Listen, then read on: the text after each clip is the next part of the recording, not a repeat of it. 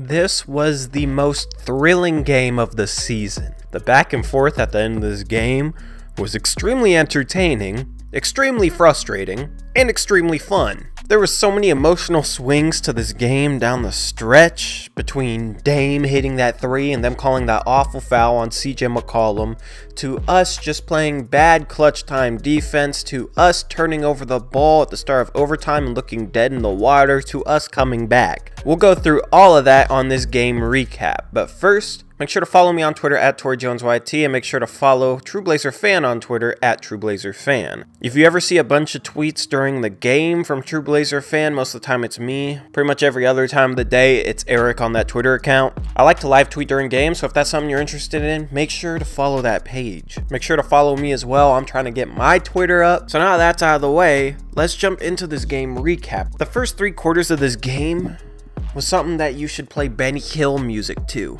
It was absolutely terrible.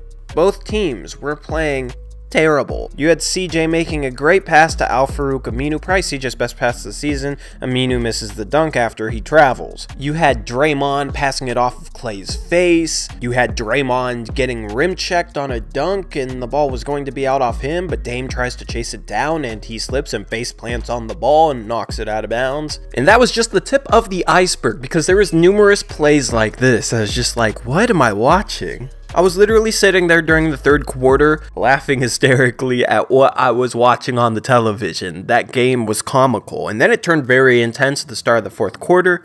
Seth Curry started dropping 3s on his brother, and it was a beautiful sight. I've been waiting for Seth Curry to finally be doing this, and now he looks like he's finally found somewhat of a rhythm. His 2-point percentage is climbing. It's still a low 32%, but it was even worse than that to start the season. His 3-point shooting right now, though, is absolutely elite. He actually leads the league in 3-point percentage at an even 50%. We need to get this guy more minutes, and honestly, I think it's about time where we play CJ with the bench unit. That unit is very stagnant, and usually it results in Evan Turner trying to bail them out, but Evan Turner isn't a good scorer.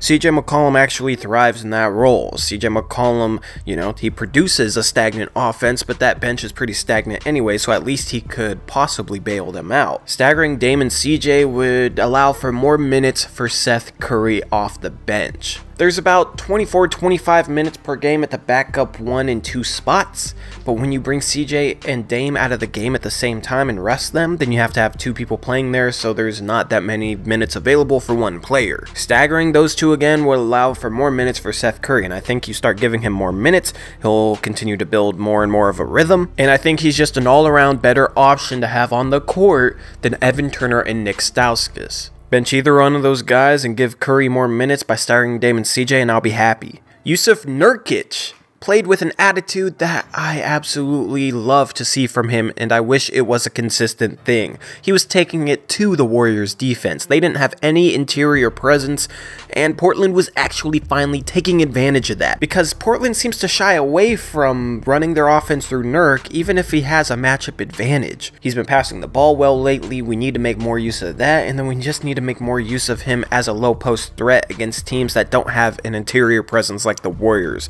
Slowing down the game worked in our favor too, because the Warriors like to play a fast pace. We were also winning the game, so slowing down the game, making it so there's less possessions that they have to come back and score points, that's a good thing as well. So that was a situation where Nurkic could thrive against a good team, and we actually looked to get him the ball. But one thing I want to know is why we don't have a cross screen set for Jusuf Nurkic. We continually just tried to bring the ball up the court and immediately throw it into the post.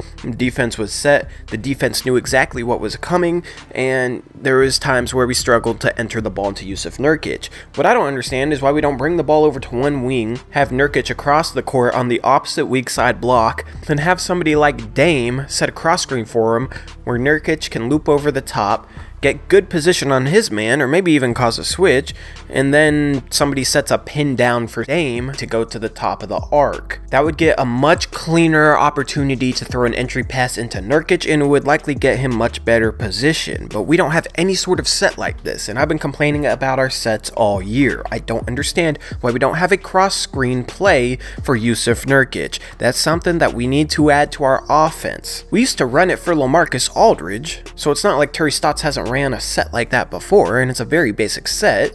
Come on, Terry.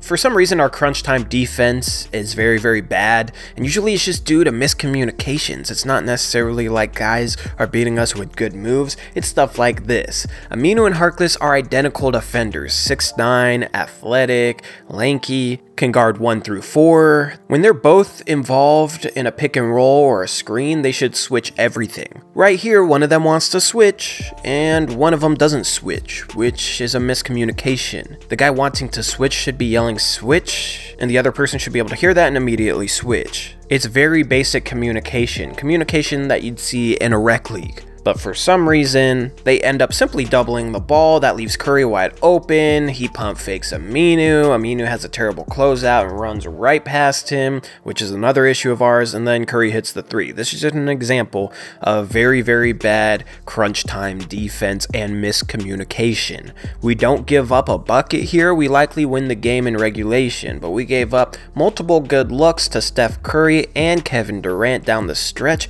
They were the only 2 players that even showed up for the Warriors. Klay Thompson couldn't hit anything. Draymond Green didn't want to shoot. Like, those are the 2 threats, and we gave them multiple good looks to them. So even after the Warriors played awful, we still played very, very bad and let them bring the game into overtime. I mean, this was a Golden State team that shot 6 for 15 for the game from the free throw line. You had Steph missing free throws. You had KD missing free throws. You had Klay missing a pair of free throws. You had very, very good free throw shooters missing free throws, and it was like they were trying to hand us the game, and we didn't want to take it. At the start of the overtime, those turnovers just seemed like the team had mentally checked out. They were mentally defeated. I talked about this in the Mavericks recap, where after a team comes back to tie it and bring it into overtime, the team that gave up the comeback oftentimes will just mentally fold. They'll be mentally defeated, and they'll start making dumb mistakes in overtime, start giving up easy buckets, and that's what happened for the first 3 minutes of overtime. Durant got a dunk. Klay Thompson got a layup.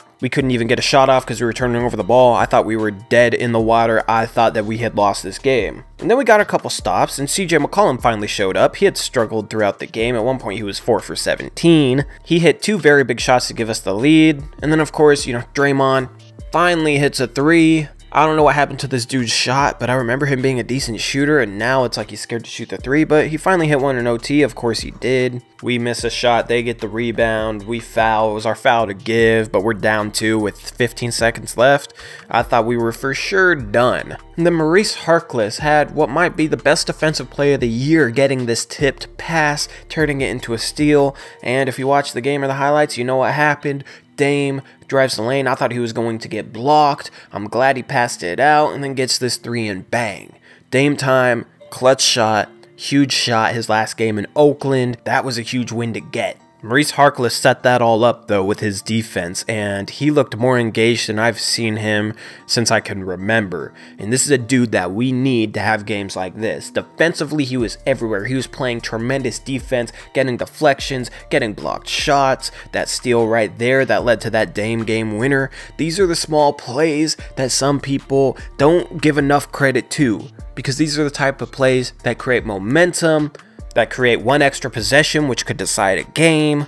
These are the type of plays that we've needed more from the Portland Trail Blazers during this inconsistent stretch early on in the season, and Maurice Harkless seems to be finally near full health, and he's giving us what we all want, which is energy, hustle, defense, and scoring here or there. But now we got to run it back against the Golden State Warriors, which kind of has me worried. I feel like they're going to be very, very frustrated and mad that they gave up that game, and they're going to take it out on us. But then again, before this home-and-home set with Golden State, I was saying I'd be shocked if we won even one of these games, and we're 1-0. So now we have a huge opportunity to win 2 games against Golden State back-to-back, which would be huge for our confidence, and it would be huge building momentum for an easier schedule later on in the season. Golden State isn't going to shoot that bad again, especially from the free throw line, but we shot 35% during that game, so if we're able to hit more shots, then we should be able to keep it competitive. We have the home court on our side this time.